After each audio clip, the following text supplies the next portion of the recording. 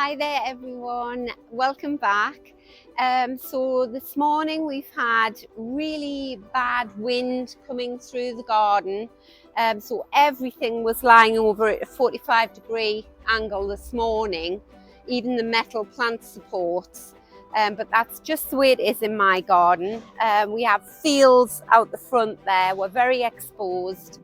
So what I thought, now that the wind's calmed down a bit, I thought I would just go around the garden and do some general tidying up. So I think I'm going to start in this side border down here. So this is a lovely border, but these Shasta daisies are sort of lying over everything. In here I've got a nice big patch of Rebecca. I'm not going to pull the Shasta daisy out, I'm just going to chop him right back.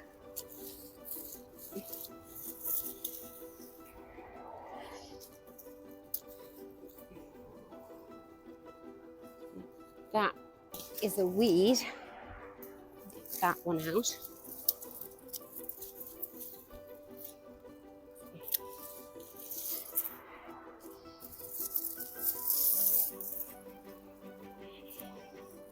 I love this time of year, early summer, and you can give everything a nice cut back, and then you can see what you've got.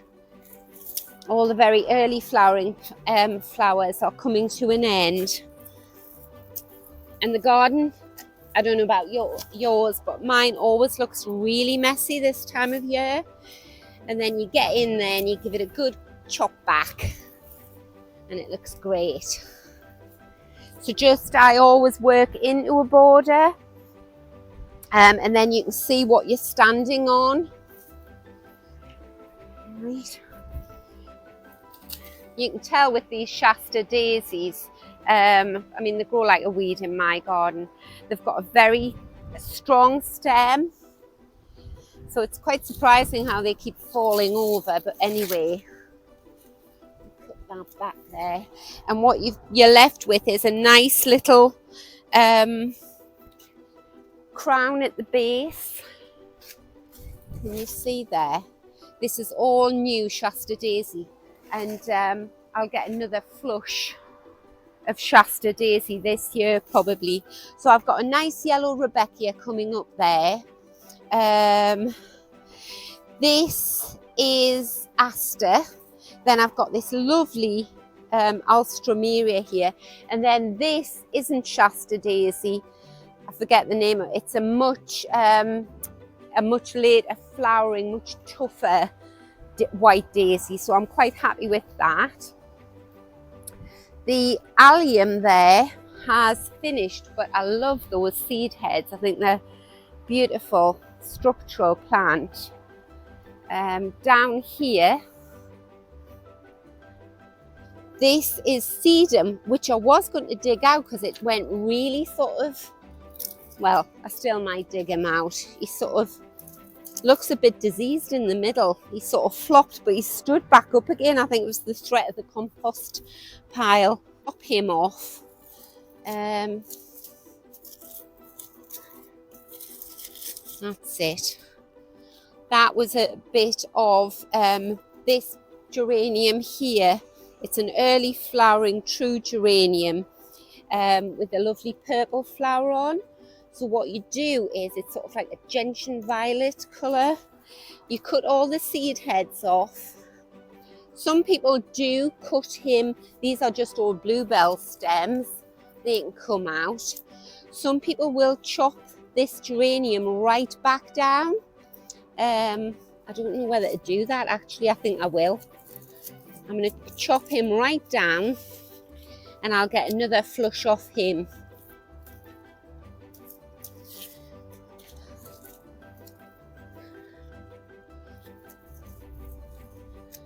It's just better for the new leaves coming up if you can chop down, because it gives them more air circulation and you're less likely to get powdery mildew and all those other very annoying problems. I'll show you the new foliage on here when I've finished chopping.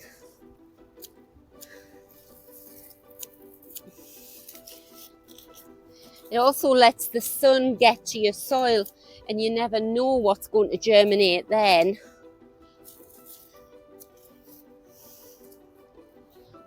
This plant here, this sort of elephant's earring looking plant here, is begonia. That's beautiful. Gets a lovely pale pink waxy flower on in the spring. So, can you see all these new little leaves here? About a week's time, they'll all be up.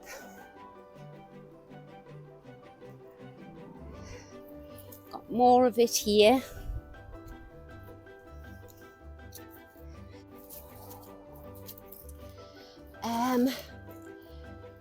I'm not going to pull that Linaria out there.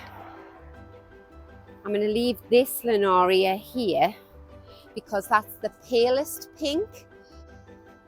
But this one here, I'm going to pull him out because he's in the wrong place. Oh. That's it. And I think I'm going to pull these ones out as well. Right, this big floppy thing here, full of seed heads, it's that geranium. Now these aren't going to do anything now. They've gone to seed, they've flowered and gone to seed. All that'll do is take the energy from the plant.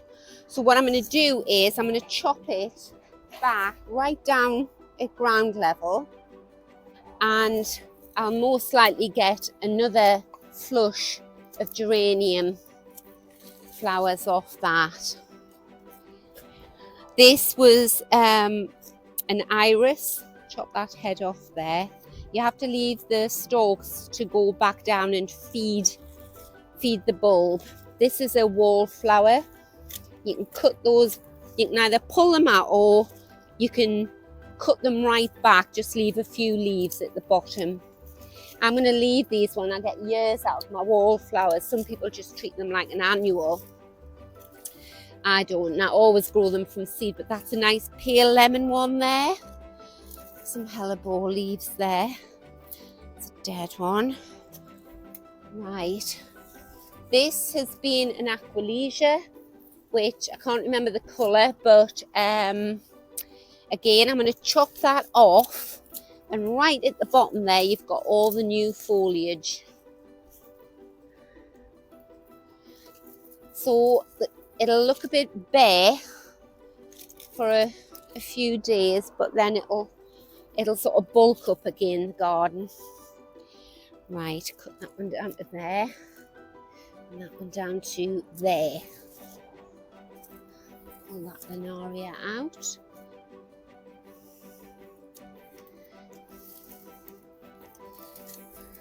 Ow.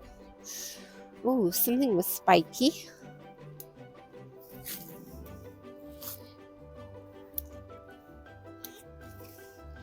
Right, and then I can see this gorgeous Achillea there. And I don't know, can you see these buds at the bottom? And that is a new leaf, a new piece of geranium. Right, again, I'm going to leave these lovely seed heads here.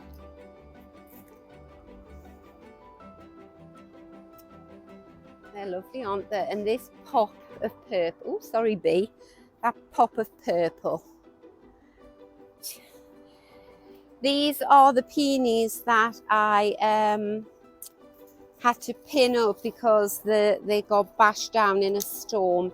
So I got at least another 7 or 8 days out of these by pinning them up. But I'm just going to take the weight off these are still lovely, but take all the dead ones off, deadhead them.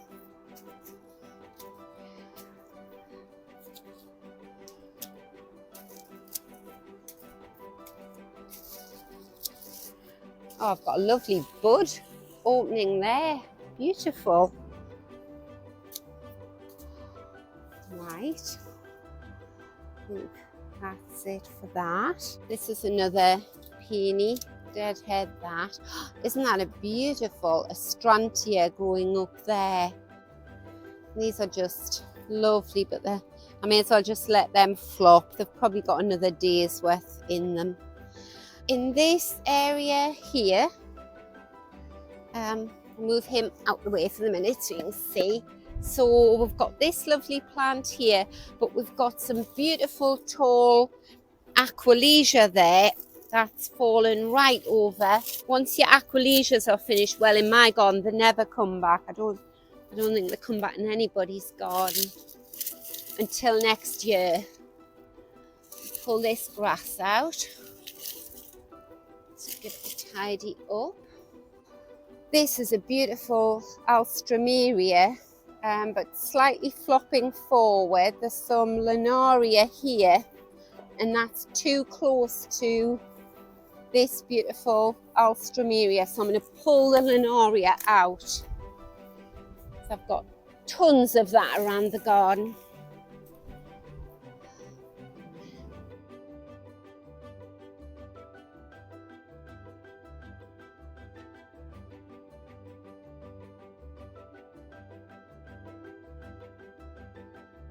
If you can, right, put my foot in there. If you can see that plant there, now that is a Regerzia, what is it? Pinnata superba.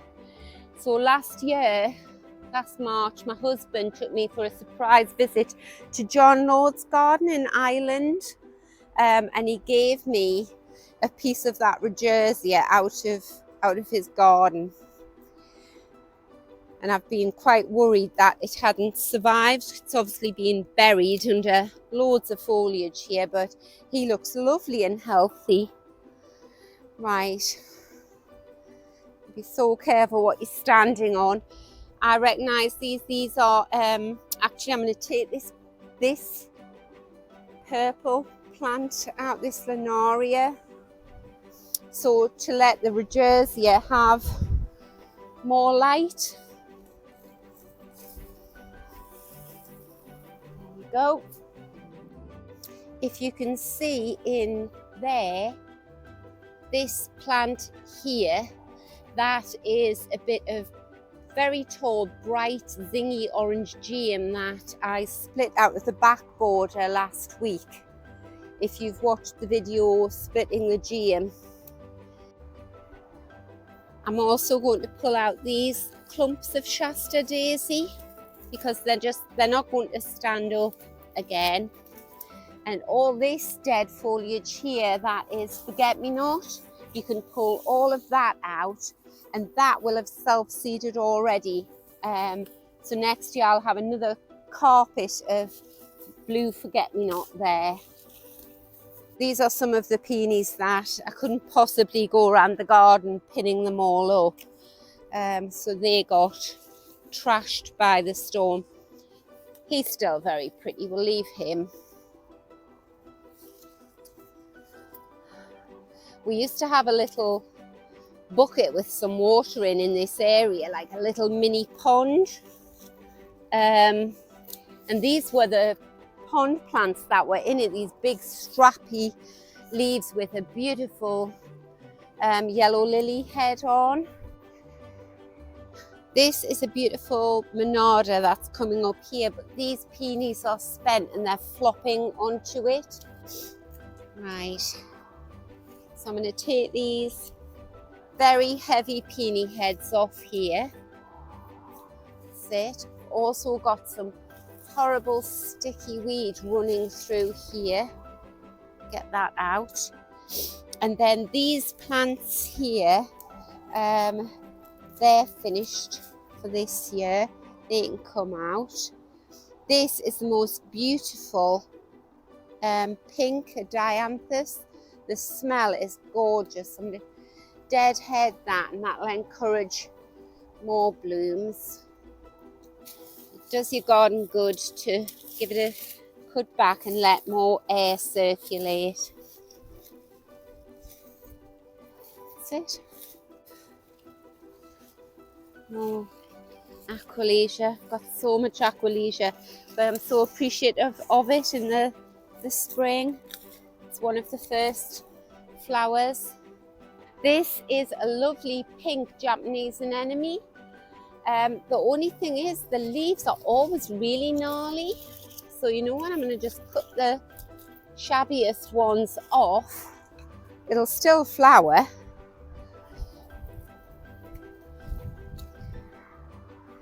There we go. And pull that Linaria out.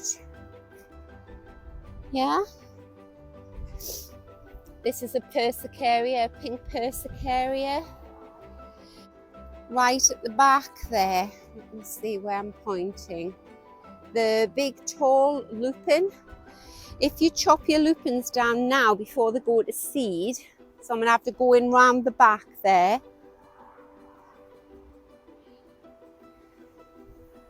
Well, maybe I can get through here. Have a look. See if I can make it in. And there's a foxglove finish there. If you cut them right back down at the base like that, you'll get a smaller flower, but the will reflower. Foxgloves, delphiniums and lupins will do that. Got some alstroemeria in here. I'll show you how big this lupin is when I cut him down.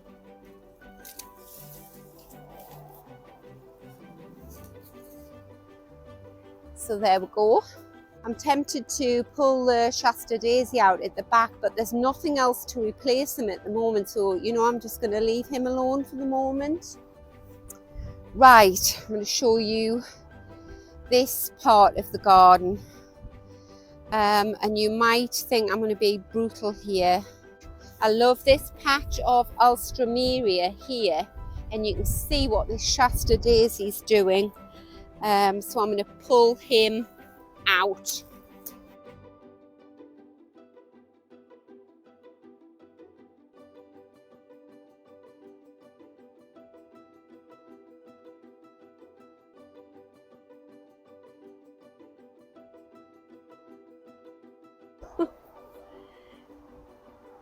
It's like working in a wind tunnel. Right. And I know in here I've got penstemon and all sorts in here.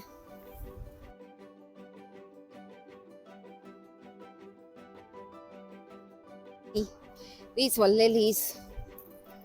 Right, just chop that there. I don't want him in. I have valerian. He's a thug. You know, I'm going to take this out as well. That is a wallflower. Oh, and that's campanula. I want him to stay. Right, I'm going to cut the wallflower back.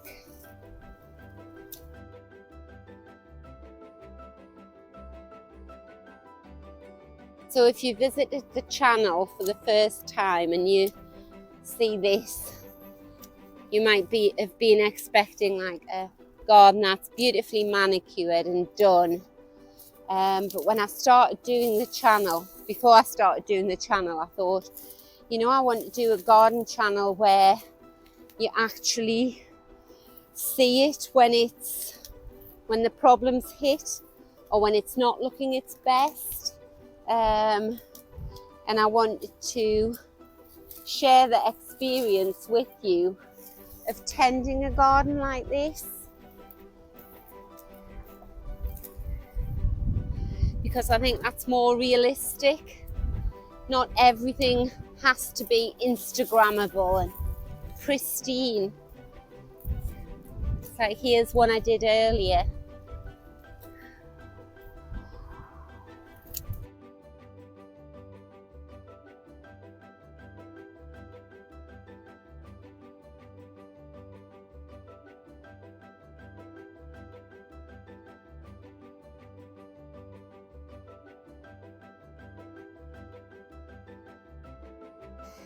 So I'm delighted to show you this. This is a lovely apricot foxglove, and when I first started the channel I was saying how much I love foxgloves. They're probably my favourite plant in the garden, and one of my very first subscribers, and she said, oh, she's got apricot ones.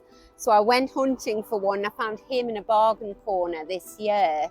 and I got him for £2, so he's flowering. So this plant at the back here, this big spiky guy here, is Crocosmia lucifer.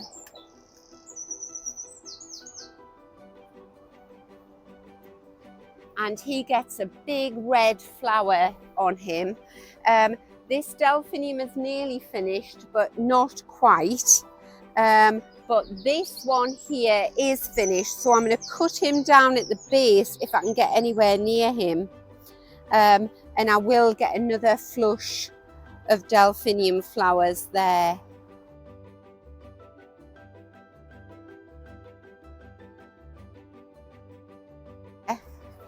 This is a beautiful red peony. So again, you have to leave all this foliage. He will just stay there and act like a shrub for the rest of the summer. Slowly turning sort of autumnal colours, sort of yellow. And once he's all died off, then you can take your peony leaves off. As I say, if you do that now to free up the space in the border, or you take them off just because they look straggly, you won't get any flowers next year. Right, I'm going to cut these wallflowers back here, tidy that up. Right, this is my beautiful pink hydrangea here, and I'll just run and get this one. So I brought these 2 hydrangeas last year. Look how deep red that is, and the other one is purple. So I googled it, and it said if you give them an acid soil with using coffee grounds, it'll slowly turn your pink hydrangeas more purple. So I would say from last summer until now, every morning we put 2 carafes of our coffee grounds on this hydrangea, and as you can see, it hasn't made a pick of difference.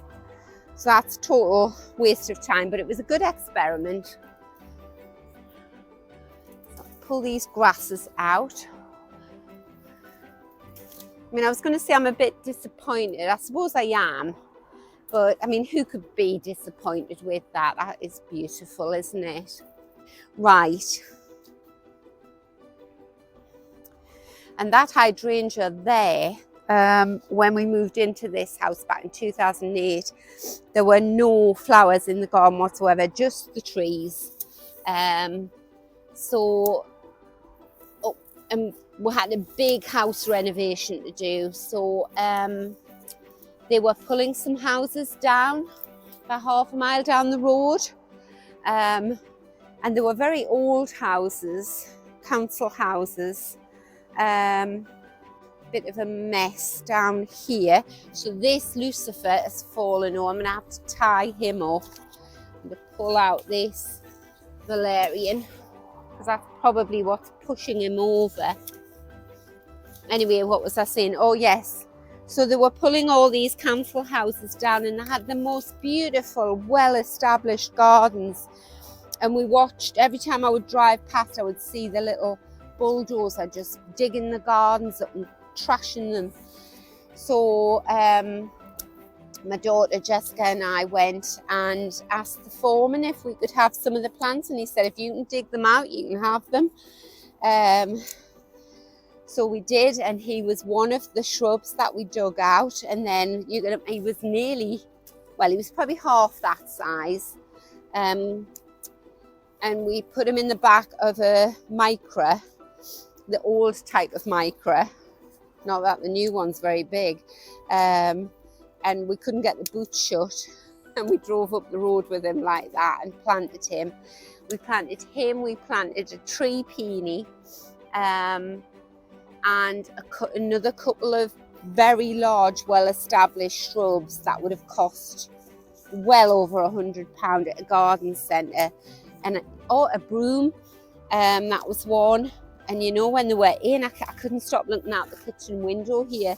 I thought, oh my gosh, that's it, the garden's done. Right. I'm gonna have, like I say, I'm gonna have to tie him up very discreetly to the railing there. I'll pull this root of a plant out. Right, so I'll just take you for a little walk around this front border here, show you what this is. This border here, the soil is only about 2 foot deep, on top of a path that went round the garden here. I'm going to pull him out. So this is a Persicaria Fats Domino. I bought him from a nursery in Ireland. Gets a big red fat flower on. I love him.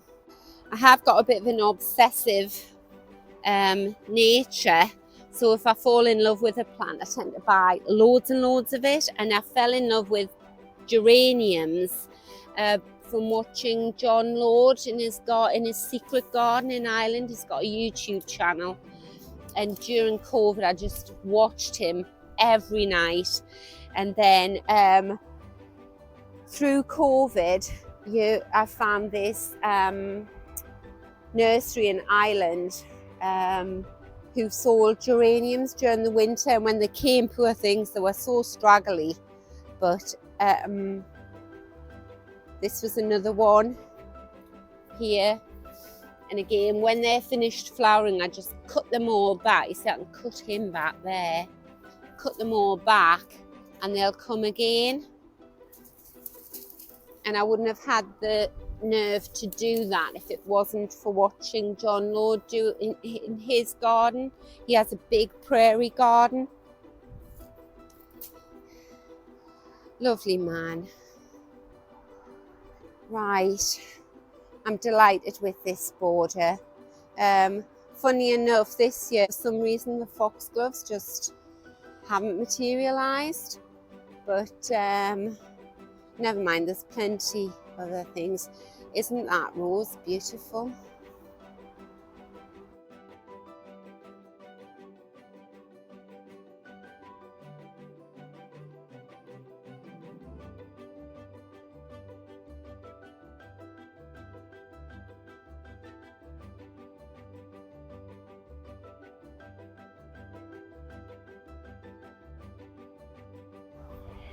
So I think I better stop here for the day, because I have no idea how long I've been out in the garden, but this video could be like an hour long already. So I think I'll have to heavily edit it.